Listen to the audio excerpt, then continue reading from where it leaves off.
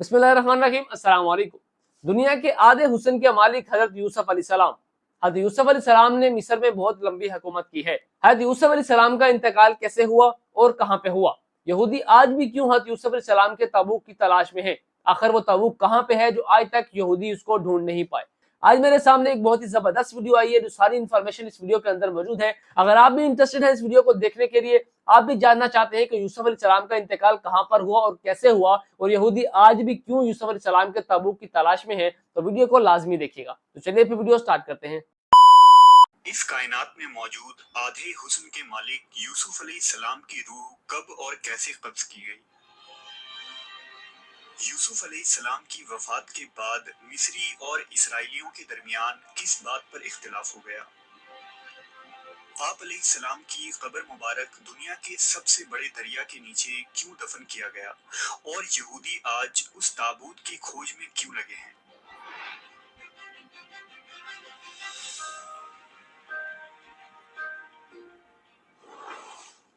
अल्लाह ने हर नबी को खूबसूरत हुस्न और बेहतरीन आवाज वाला बनाकर मबूस फरमाया। हजरत यूसुफ अलैहिस्सलाम को खूबसूरत हुस्न से नवाजा गया था, यानी हजरत मोहम्मद सल्लल्लाहु अलैहि वसल्लम के हुस्न का आधा हुस्न अल्लाह ने हजरत यूसुफ को अता किया था।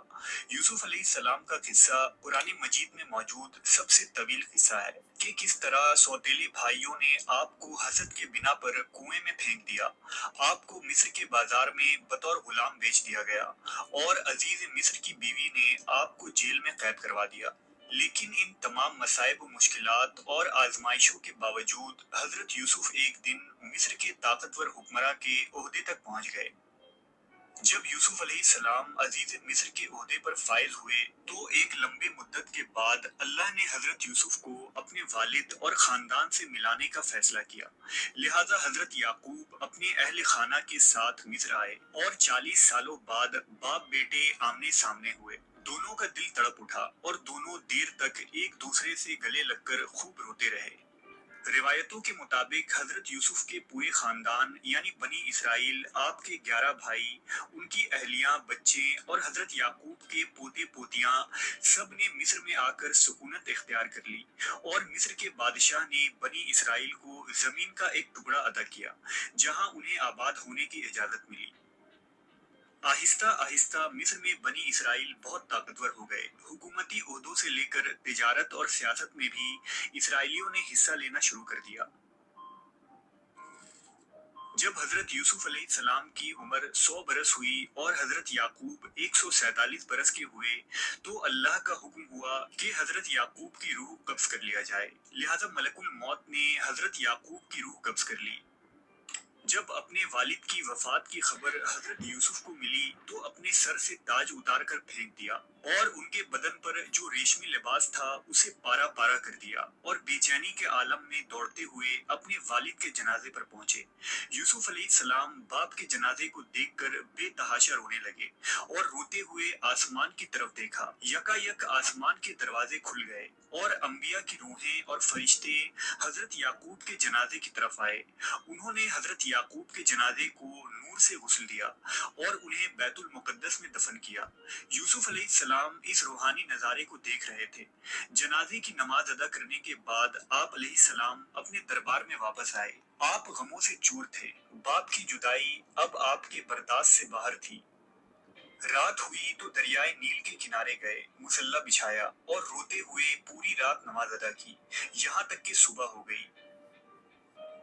उस वक्त जिब्राइल अलैहिस्सलाम नाजिल हुए और हजरत यूसुफ से फरमाया, ए यूसुफ, आपके वालिद की उम्र तमाम हो चुकी थी, इसलिए खुदावंद ने उन्हें अपनी तरफ बुला लिया, लेकिन अभी आपका वक्त नहीं आया, लिहाजा अपने रब की इबादत कीजिए और इस जिंदगी को आखिरत के लिए मुज़य्यन कर लीजिए, क्योंकि मौत का वक्त आ गया तो मोहलत न दी जाएगी। यूसुफ अलैहिस्सलाम ने वालिद की वफात के बाद फिर सर पर कभी ताज नहीं रखा, न कभी मुस्कुराए और हर रात दरियाए नील के किनारे जाकर खुदा से मनाजात करते।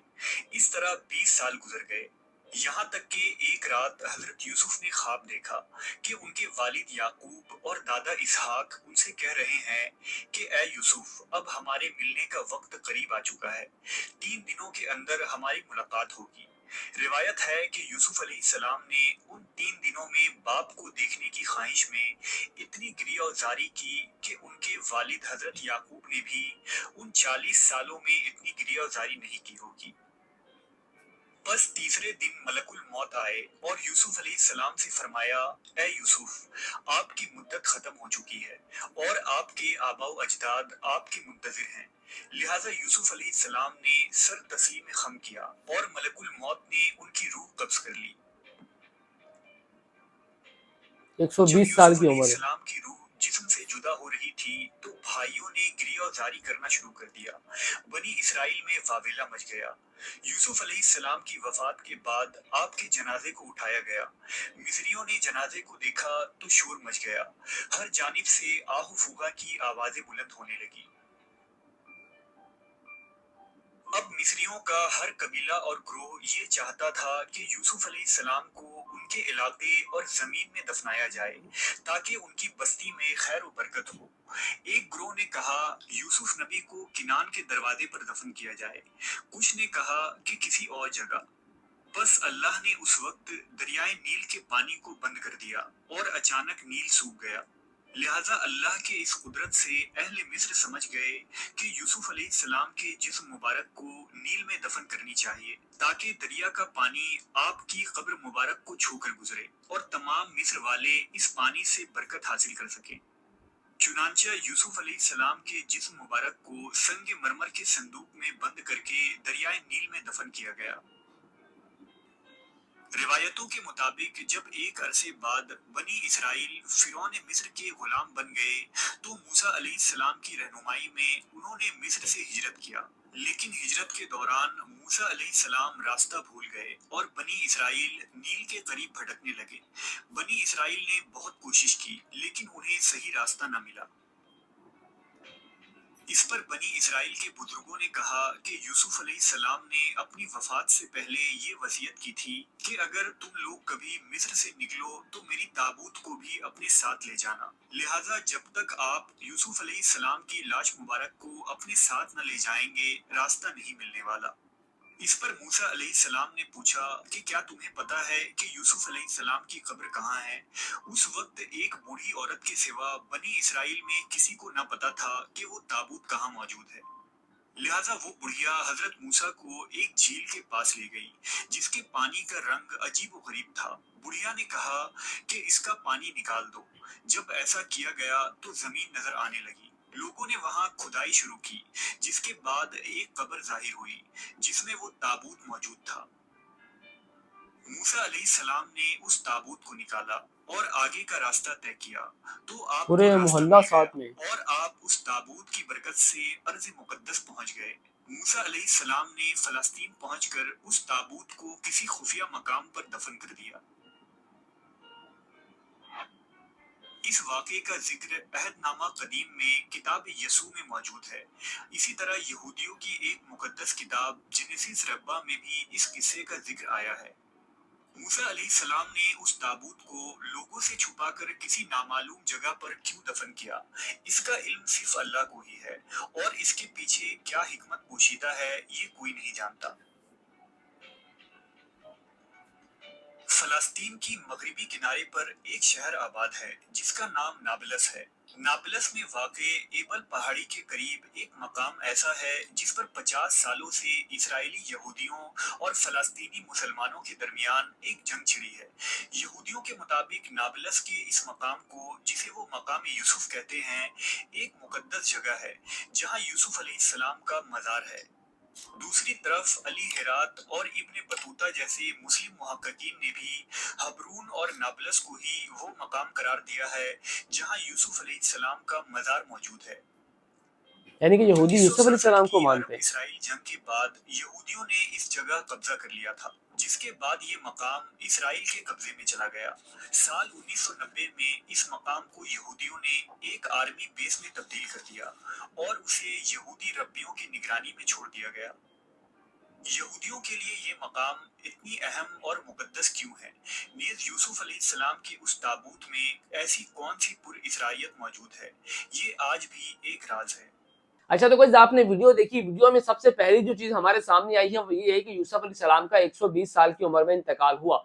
हमें यूसुफ अलैहिस्सलाम के बहुत से किस्से मिलते हैं, ठीक है जी, कि उन्होंने मिस्र में कैसे हुकूमत की, कैसे बचपन में उनके साथ सलूक हुआ।